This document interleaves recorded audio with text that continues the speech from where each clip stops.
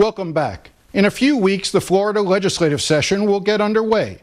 And with Republicans firmly in control in Tallahassee, we wanted to get a preview of what the session might look like and discuss just a few of the more controversial issues on the agenda. This week, I spoke to State Representative Daniel Perez, a rising star in the GOP who represents parts of Kendall and Doral. He is in line to become Speaker of the House in 2024. I think this year the legislature's top priority is to make sure that we get businesses going again. And we'll be doing that by passing some legislation that has to do with protecting businesses from potentially frivolous lawsuits involving COVID. So we're going to give a layer of protection from liability when it comes to COVID liability claims. We'll be doing that for the business sector, which in the House is House Bill 7. And then we're also going to be doing that for the healthcare facilities. So that includes nursing homes, hospitals, primary care physicians. And that's going to be a separate bill, which hasn't been rolled out yet. But I would tell you that's probably going to be the biggest priority in the House to make sure that we kind of get our economy going again after the pandemic that we're still living in. And the second would be the budget. The budget's going to be a big issue as well. I want to talk to one of the more controversial items that the legislature will be taking up, which I believe is House Bill 1, which is seen as a bill related to trying to curb protests. Critics say that it's a way to sort of try to limit speech, limit the ability of people to go out and peacefully protest. How do you view this bill, and why is this such a high priority, given all the other problems that we've got? It's kind of ironic because they're blaming this bill on the Republicans trying to limit freedom of speech, and that's absolutely just not true. Actually, this bill was rolled out shortly after January 6th. It was the incidents at the Capitol in Washington, D.C., which we don't stand for, which is wrong. And I'm glad that the Florida House of Representatives is trying to do something to make sure that doesn't happen in our own backyard. But it was those incidents that actually really ignited this bill and the fast movement of this bill through the Florida House. So what we're trying to do is, look, we want people to have the ability to have freedom of speech. We want you to be able to protest. We just want it to be peaceful. And sometimes what we've seen as of late, politics has become very polarizing. And what we're just trying to do is make sure that, let's try not to shatter windows when we're protesting. Let's try not to break barricades and roam into the Capitol without permission. Let's just do things the right way. And that's what this bill does. Well, I mean, aren't there already laws in place that say that you cannot break windows, that you cannot vandalize, that you cannot ransack a building? I mean, it seems to me that if that's the goal, to pass a law to prevent that, that's already there. What this bill seems to do is, in order to prevent windows from being shattered, for which there are laws against it, you are trying to prevent people from even gathering to be around windows in the first place.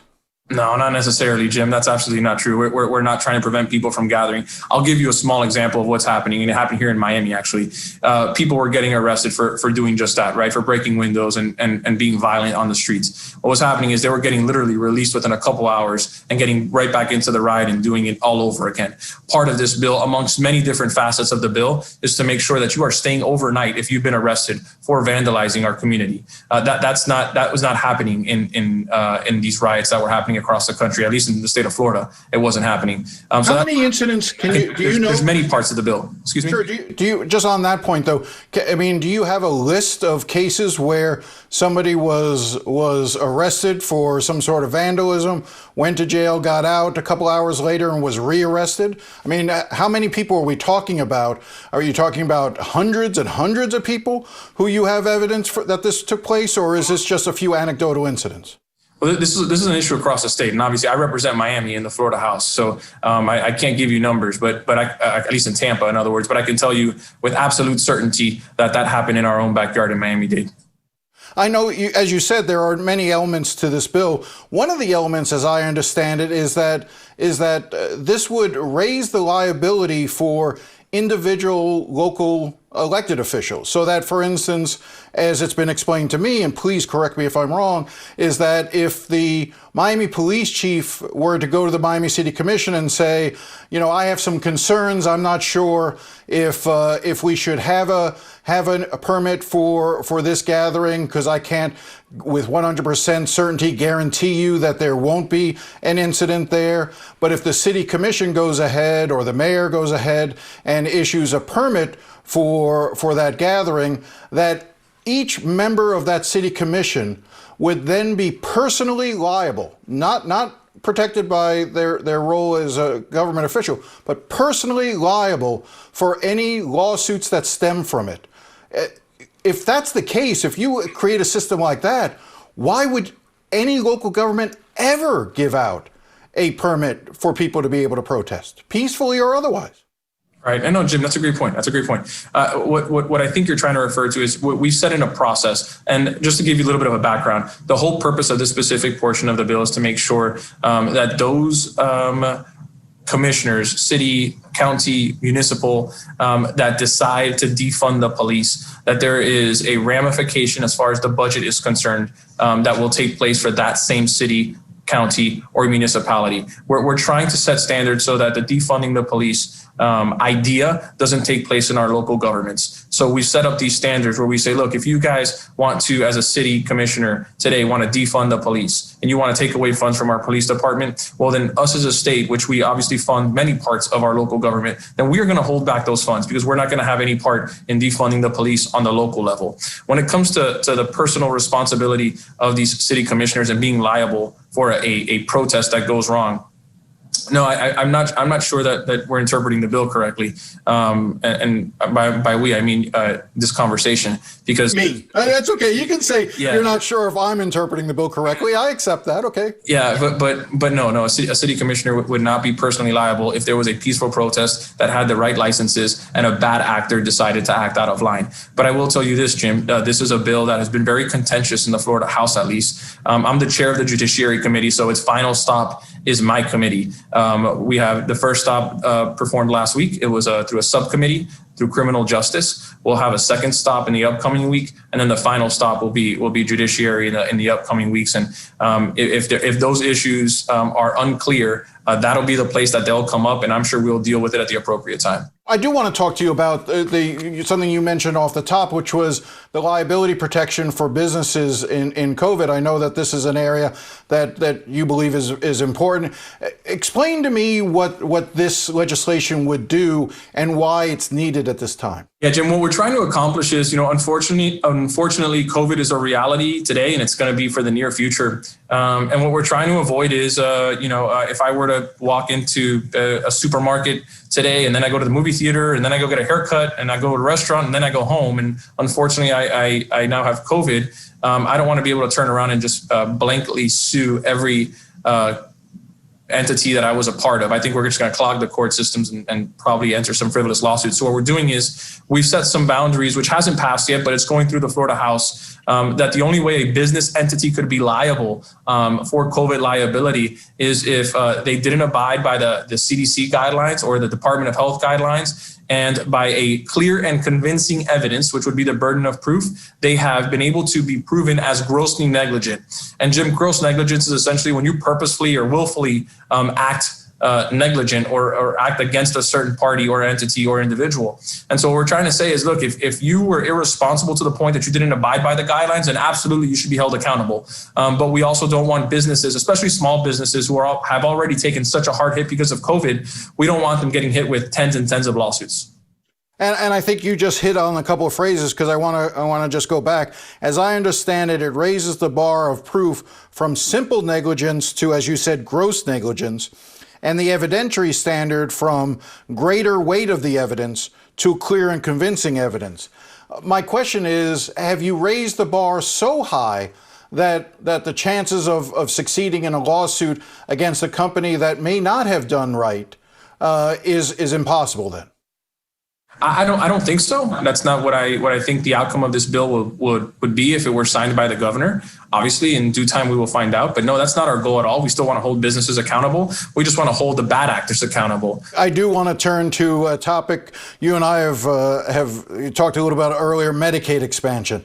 I know this is an issue that keeps coming up, and I don't believe that Florida will expand Medicaid this year through their legislative process or on behalf of the governor. But I would note that there is a recent survey that came out conducted by Tyson Group. 76% of registered voters in the state support a more expansive Medicaid program. Only 13% are against it. In Miami-Dade, that number is even higher. I guess philosophically, I know you're opposed to it, but I just want to ask why. If we can ensure, tens of thousands, hundreds of thousands of additional people in Florida, get them health insurance, with the vast majority of it being paid for by the federal government, why not take advantage of that? Look, Jim, you and I and everyone else, obviously, we always want what's best. If I can make sure that every single person, forget in Florida, in the United States and the world, has a roof over their head, then we're going to do that. If we can make sure that everyone has education that's to the highest standard that anyone can possibly give, we're going to do that. The unfortunate reality of the world we live in is there's a budget. That's the reality of this world. There's a budget. I'm sure it polls crazy high. But Jim, we don't govern by polling. The moment we start governing by polling, we're going to lose control of this state. And it's the reason why we're getting literally 1,000 people a day moving into the state of Florida. It's because of the way we govern. And we have a balanced budget. And a part of our budget is healthcare, as we stated earlier in this conversation.